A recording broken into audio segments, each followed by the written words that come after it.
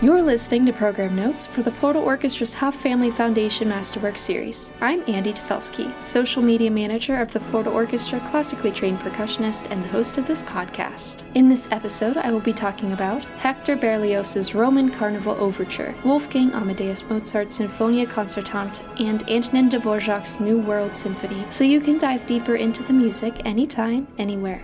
These audio program notes are authored by Kurt Loft, a local writer and former music critic. You can find his full transcriptions at floridaorchestra.org. Alright, let's dive in.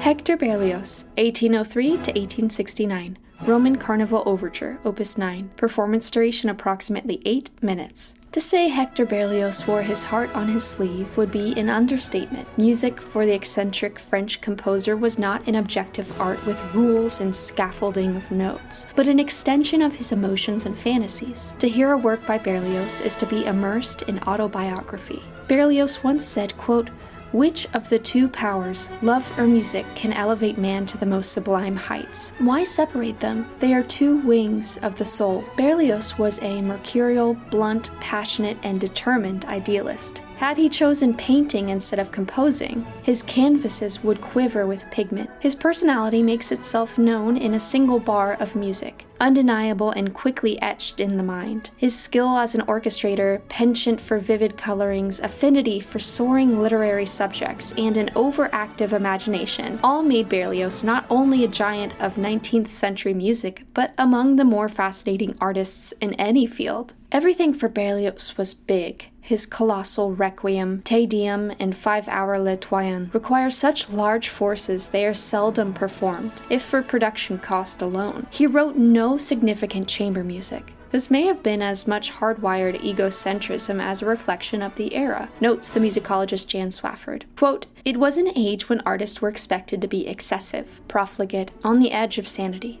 In other words, Berlioz's personality and self-consciousness were symptomatic of his time." Berlioz fueled much of his thinking with literature, and by the time he entered the Paris Conservatory at age 22, he had immersed himself in the works of Virgil, Shakespeare, Goethe, and Sir Walter Scott. From books, Berlioz fashioned his music as program, as opposed to absolute or abstract music, and each of his creations tells a vivid and imaginative story. This is the case with his Roman Carnival Overture, intended to open the second act of the ill-fated opera Benvenuto Cellini. The English horn plays an arioso-like theme in the first section, followed by the orchestra depicting a carnival and a lively Italian dance known as the Saltarello. This is full-throttled music, virtuosic and splashy. Just listen to the brass bellow, and remains one of the composer's finest examples of orchestration. Berlioz conducted the premiere of the 8-minute work in Paris in 1844, but with only one rehearsal to get things in order without his woodwind players, who were away on National Guard duty. When they returned for the first performance, they had to read the music sight unseen. Everyone apparently did a good job, as the audience insisted on a repeat performance as an encore. Wolfgang Amadeus Mozart, 1756 to 1791. Sinfonia Concertante in E-flat for violin and viola. Performance duration approximately 30 minutes. What can be said of Mozart that hasn't been said 1,000 times over? So much has been written about this precocious wunderkind, the effortless style of many of his 626 published compositions, the perfection of his operas, late symphonies, and piano concertos, and his tragic death at age 35, that anything more seems redundant. We can all agree, however, that Mozart was an innate musician who absorbed, analyzed, and created art with uncanny ease and profound humanity. His vulnerability also reminds us that he was not a musical god, but a mortal. The question is, what mortal could compose the Symphonia Concertante, a blend of symphony and concerto that weds two sweetly matched string instruments? At age 23, Mozart imagined the work only a few years after completing his 5 concertos for violin, so his new creation might be thought of as a 6th, but a double concerto. It also is surprisingly mature in its abundance and treatment of musical material. The opening movement, marked maestoso, begins with a 2-minute orchestral introduction, almost like the overture to an opera. This is important because the development throughout is symphonic, organic, and bursting with arioso-like phrasing. Violin and viola might be center stage, but but every instrument etches its own individual voice. The middle section is alleged to be a tribute to his mother, who died in Paris while accompanying her son on tour. TFL music director Michael Francis says, quote, "It's a conversation where Mozart says farewell to his mother. Something incredible happens here." This is among the composer's most eloquent and expressive moments, and a true dialogue dipped in grief between the soloists. All sadness vanishes in the presto finale, a return to good spirits with violin and viola voicing into the highest register as they weave their lines in and around the orchestra. So typical of Mozart, he responds to darkness with a ray of light. Antonin Dvorak, 1841 to 1904, Symphony No. 9 in E minor, Opus 95, from The New World. Performance duration approximately 40 minutes.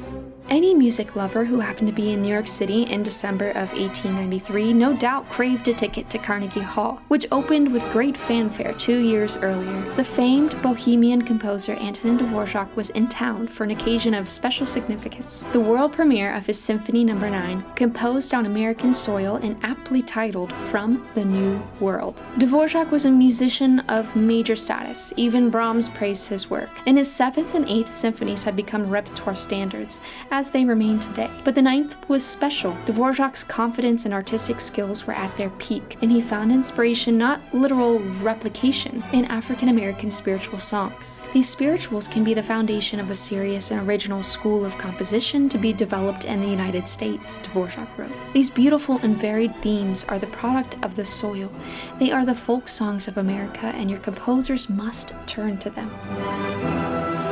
Dvorak served as head of the National Conservatory of Music in New York for 3 years, and during this time felt he should express an American sentiment. While he never directly quoted Native American tunes, he turned to Henry Thacker Burleigh, an African-American student at the National Conservatory, who sang to the composer indigenous spirituals and Southern plantation songs. In his 2005 book, Classical Music in America, A History of Its Rise and Fall, Joseph Horowitz notes how the 9th is distinctly American in flavor, yet at the same time manifestly European. This was, of course, an astounding feat, coming from a composer so deeply rooted in Slavic idioms. The premiere of the 9th also prompted one of the most elaborate music reviews in the history of newspapers, a 3,000-word essay by the eminent critic William J. Henderson, who raised the question of whether the symphony was in the least bit American. The composer and critic Virgil Thomson, in a 1950 review for the New York Herald Tribune, called the symphony